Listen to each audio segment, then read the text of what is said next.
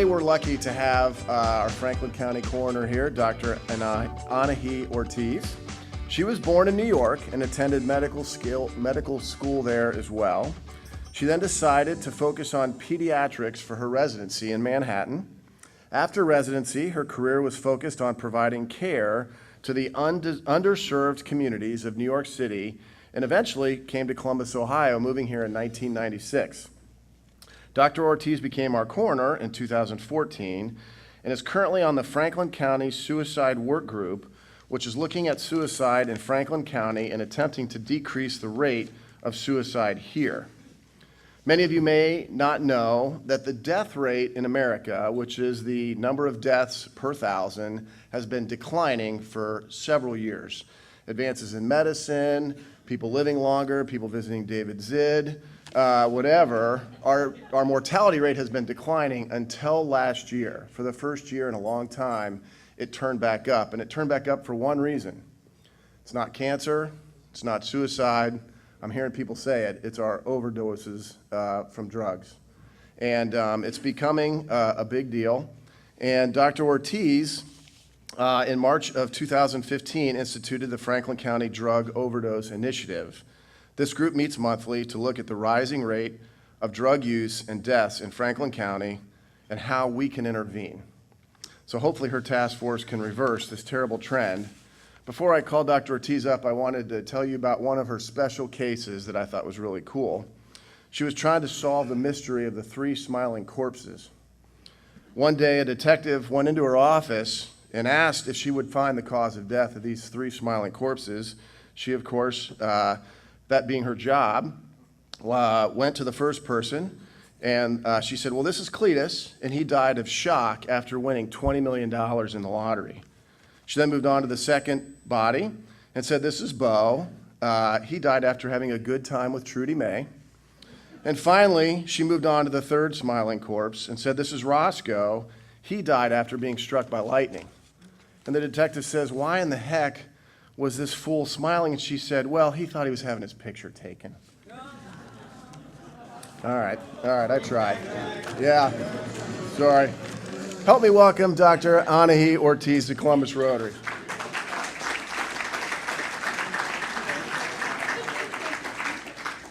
So thank you very much for inviting me today. I was told to make this talk interesting, okay?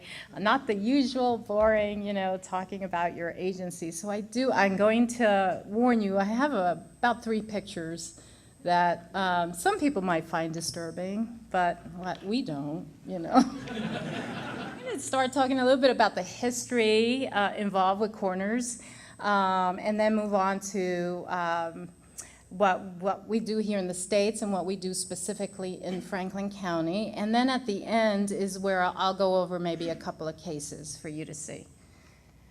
Anyone know who that is? Well,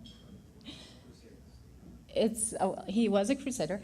That was King Richard the Lionhearted. And he is the one who this office was established through.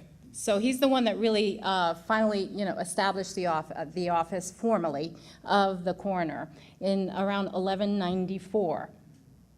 And it was instigated because of the growing corruption and greed by the sheriffs, who were then at that time known as shire reeves, and then the word got kind of corrupted to become sheriffs.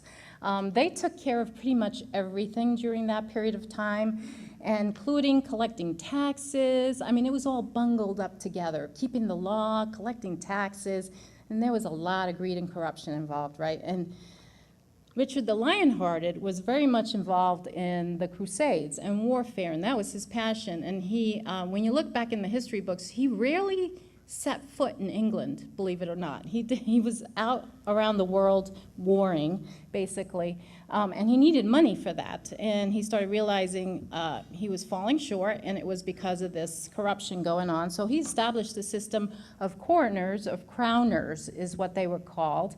It was a network of law officers who would be independent of these shire reeves and act as a check upon their avarice. And this is what the coroners did, right? They saw the dead body in medieval times. This comes straight from the history books, okay? Plague, evil spirits, or this arrow here. So even way back then, they were looking at cause and manner. So in every county of the king's realm shall be elected 3 knights and 1 clerk to keep the pleas of the crown. They were called crowners because they answered directly to the king, to the crown, and so they were called crowners. And that's the origin of the title. It became, again, corrupted eventually when it was brought over to the States and became known as coroner. So basically, they were tax collectors, and really that was their most important role. However, there were some fines that were imposed, and they were supposed to collect these fines. And some of the fines that were collected were failure to alert the coroner of death, failure to alert of a death in a certain manner, and then failure to preserve the body. You can imagine, in medieval times, they made a lot of money based on that last one right there, right? Because there was no refrigeration, as the Scheddingers here know. Refrigeration is very important with the deceased.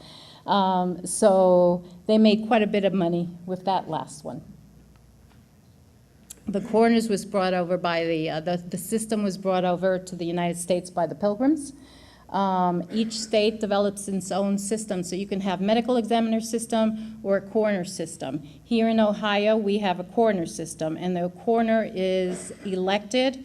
He has to be a physician, but not necessarily a forensic pathologist. Massachusetts has a medical examiner system.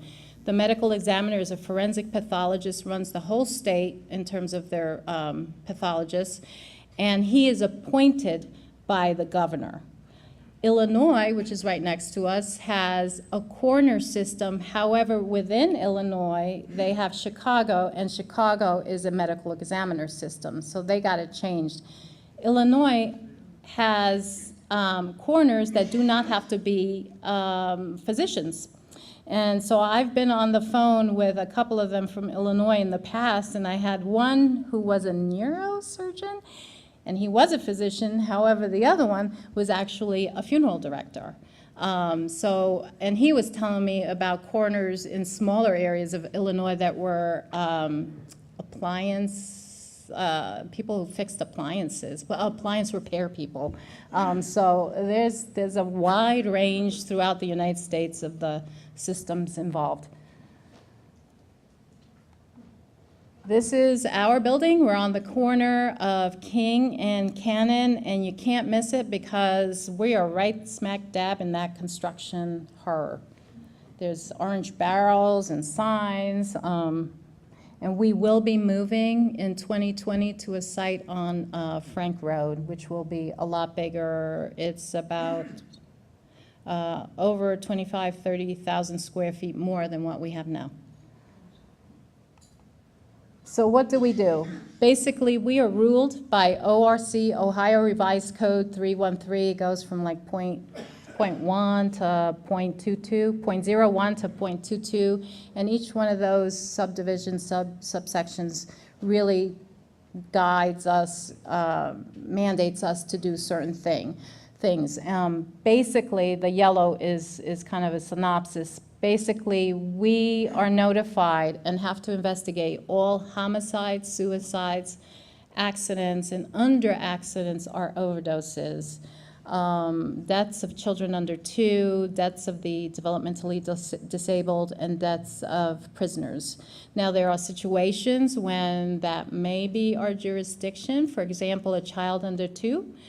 However, they may have died of a natural death. So we've had children die at Nationwide Children's Hospital of, for example, congenital heart disease, and maybe they're 15 months old.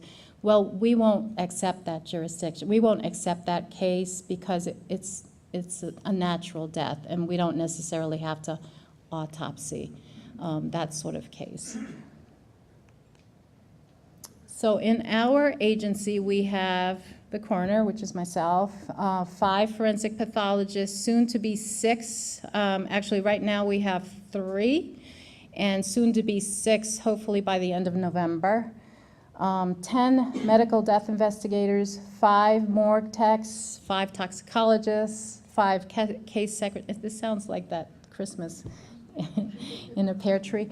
And one assistant to the coroner who's sitting right there, Adrian. This is a nice little picture of about half of the staff, a little bit over half the staff that we did for our annual 2017 annual report. So what's forensic science? It's any scientific field that's used, that's applied to the field of law. They're tasked with collection, preservation, analysis of scientific evidence during the course of an investigation. Medical death investigators or investigation is to investigate any death that falls under the jurisdiction of a medical examiner, coroner. And this is kind of, and the Schettingers here know very well how this goes. This is a very simplistic view of what happens when someone dies.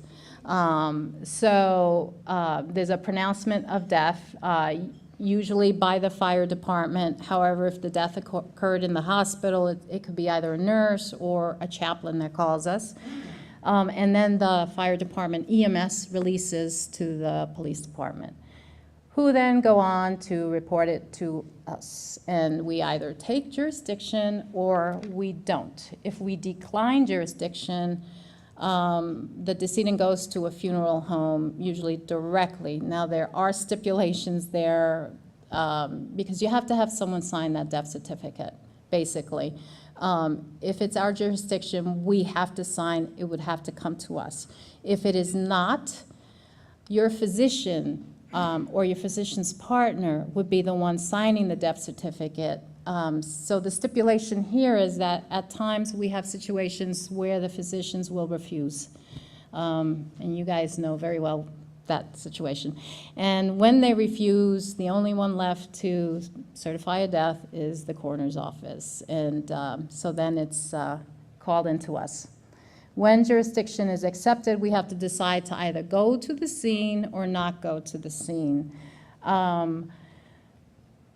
If the death occurred in a hospital, we do not go to the scene. And if it occurred in a hospital and it's our jurisdiction, we do not go to the scene because we don't have the legal jurisdiction, actually, to be at the scene. The scene of death was the hospital. So we do not go to the location where the incident occurred. If the death occurred at the location at the incident, the person did not go to the hospital, we will go to the scene. There's very few times when we don't go to the scene. From there, the investigator goes to the scene and then calls in the transport after they're done with their investigation. And here's a little bit about that. Investigations at the death scene. This is our wagon. So if you see that around, they're not going for lunch. They're not supposed to be going for lunch in that wagon, okay? Or picking up the dry cleaning or going to the supermarket. If it's at a supermarket, you better worry because we're there for a reason, right? So they usually go to the scene in the wagon. And scene response. We go to a scene when there's the decedent's decomposed, unrecognizable. We need to identify the next of kin is unknown, suspicious, homicides, I mean, they're pretty obvious, and we go to all those scenes. Suicides, pretty much the same thing. Accidents, children under 12, etc. Then the process. On the top is what law enforcement should be doing. When our investigators get there, they get a briefing by law enforcement, and basically they tell us if the scene is safe for us to proceed, because we have to enter the scene. They've closed it off. You know, there's situations where it's not just the law enforcement, but perhaps the fire marshal. If it's been a fire and our people have to go inside because there's a decedent in there, the fire marshal tells us, yes, you can go, you can proceed because it's safe, or no, you can't proceed because it's not safe. In terms of law enforcement, there's been situations where perhaps it was a homicide, and there are family members that are volatile, and they won't let us through until those have been dealt with, the situation has been dealt with. So the investigator goes in, does an external exam, does photography of the scene, of the decedent, gathers evidence. The only evidence really basically that we are allowed to take is whatever is on that decedent, in their pockets, or if there's medications that we need to determine, what happened. So they will look through, cabinets, et cetera, and that comes in very handy with suicides who overdose or accidental overdoses. Then they go on to interview and provide information to the family. We have like a little brochure booklet that we hand to the family so they understand what our office does, and they may interview the family, trying to get, for example, in a suicide, trying to get information as to whether they had mental health problems previously, et cetera. From there, they call transport. The decedent's brought over to our morgue and admitted. And either the same day or the next day, the person, if we're going to do an autopsy, will have that autopsy. And by afternoon or by the next day, pretty much, the decedent is ready to be moved on to the funeral home. And once the family chooses a funeral home, or the next of kin chooses a funeral home, then we will contact, well, the funeral home contacts us, or we contact them, and transport to the funeral home is arranged. And that's basically the process. So if you die a natural heart attack, a stroke, for example, you really won't see us, you as family members, right, will not see us come into your home unless it's a situation where the person did not have a physician, and there's more and more of that. They don't have a physician, they don't believe in medicine, and therefore we're called in. Okay, so here's the case. So this was TJ, Tyler Jarrell, male, white. This is actually taken from our case report. Once I sign the case becomes public. So anyone can actually get the information, request the information, and if you have any of those questions, Adrian here can answer those. So this was called in to us by CFD. He was pronounced dead on July 26, 2017 at 19:30 hours by CFD, Columbus Fire Department. Mr. Jarrell was riding on a ride called Fireball at the Ohio State Fair tonight. Mr. Jarrell and 3 other individuals were flung from the ride after the seats disengaged from the ride. Mr. Jarrell was allegedly secured in his seat, but was ejected approximately 60 feet. The OSHP, Ohio State Highway Patrol, is investigating, and those initials back there are the investigators and our Director of Operations who went to the scene. So this is when they come to the scene. I didn't put all of those because it would just make it much longer. There were, I don't know, maybe 60 photos for just the scene response alone. They will take photos from before they step in. So when they get out of the car and they get close to the scene, they're photographing, they're photographing, they're photographing. And when they get to the decedent, this was the first photo of the decedent that we have from our point of view. Now, CFD was there, CFD EMS was there, and they leave everything so that we know what is at the scene, and the doctors know. So they are the eyes of our forensic pathologists. Our forensic pathologists will take all this information, take all these photos, their report, hospital records if this occurs in a hospital, for example. Law enforcement reports, they synthesize the autopsy report after they do the autopsy. They synthesize all that information and then come up with a cause and manner of death. So that's why there's so many photos taken. And then we also photograph at the autopsy. And those are generally used for legal cases when they go to court. Our pathologists do testify, and usually they're subpoenaed by the prosecutor. And the majority are homicide cases that they testify. And more, however, we are seeing cases involving overdoses where they are prosecuting the dealers. So this is what they saw when they came.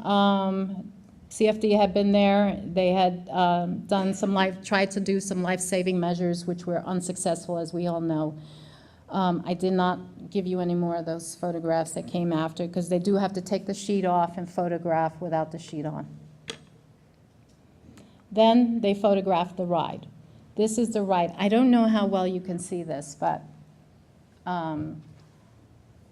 up here, that orange, that should have another set of 4 seats attached to it. And that is the area that disengaged, ripped off, and flung out the 4 seats where Mr. Jarrell and the 3 others were sitting. So the investigators took quite a few pictures of the actual ride itself and where it disengaged. A lot of close-ups of the area. I just put this one up for you to see. Hopefully you can see a little bit of it. Then this is the coroner report. It looks a lot different than this, but basically these are the words that were in there. Cause and manner of death. We have to come up with a cause and manner of death. Again, this is done through all the information brought together, and the physician, the pathologist, puts everything together, comes up with the cause and manner of death, sends it to the case secretary, who then puts it in paper or in electronic, and then it comes to me. So we have close to 2,000 a year that we have to sign out, and each and every one of them come through my desk. And some of them are simple enough, and I can just sign right away with just some brief looking at it, but others I actually have to go in, look at photos, look at autopsy reports, the nitty-gritty, the law enforcement reports, just to validate that I agree with their findings. So in this case, immediate cause was unfortunately multiple blunt force injuries of the head, trunk, and lower extremities as a consequence of ejection from the carnival ride. At other times, we may need to put other significant conditions. In this case, we did not. And the manner was obviously accident. This case, number 2, which now I can't read. He was a male found unresponsive at a hotel room by his spouse. Photo that the investigator took of the door to the hotel room. I didn't want to put the name of the hotel in there or anything. So, and this is the actual how the decedent was found when they came in. As you can see, he did have some EMS work done, life-saving. They tried life-saving, and it obviously did not work. And our investigators came in. Manner was, well, the cause was acute intoxication, combined effects of ethanol and methadone, and the manner for intoxications are accident. Many people ask me, why is it an accident? And it's because they did not intend to kill themselves. Sometimes it becomes a little difficult to decide, but usually with the substances we can tell, and also the history and the medical records, we can tell whether it's a suicide or an accident. So if there's snorting cocaine, snorting heroin, injecting, etc., they're usually not doing it to kill themselves, to end their lives, and so therefore it's considered an accidental overdose.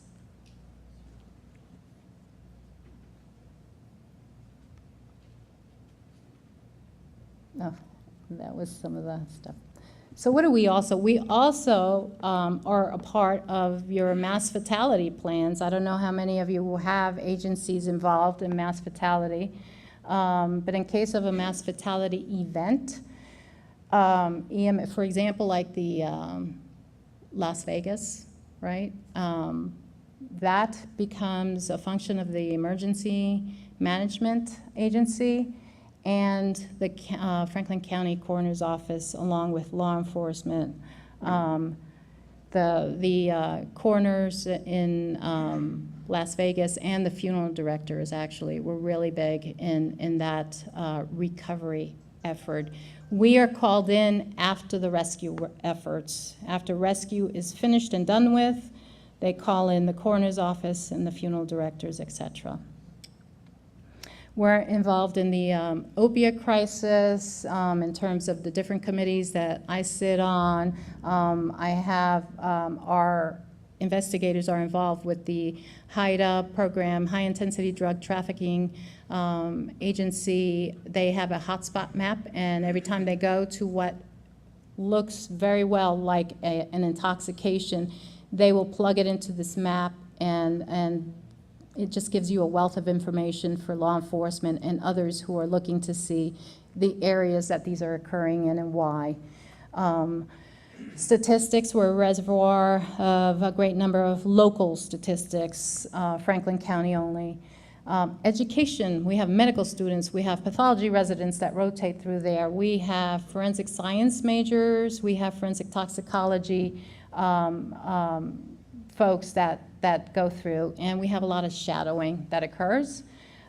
We also have, we haven't done it in a while, but interagency information sessions where an agency can request to come in with several members of their agency to learn more about our office, and we ask that they give us information on their office, and then at the end, we take you on a tour. And then we do a lot of public talks. We have our investigator, head of investigations and morgues, who goes out and talks to a lot of high schools and libraries, et cetera, career fairs. And then I do a lot of speaking on a variety of topics: suicides, addiction, forensic investigations, infant mortality, et cetera. And that's it. I have to propose the questions. Okay.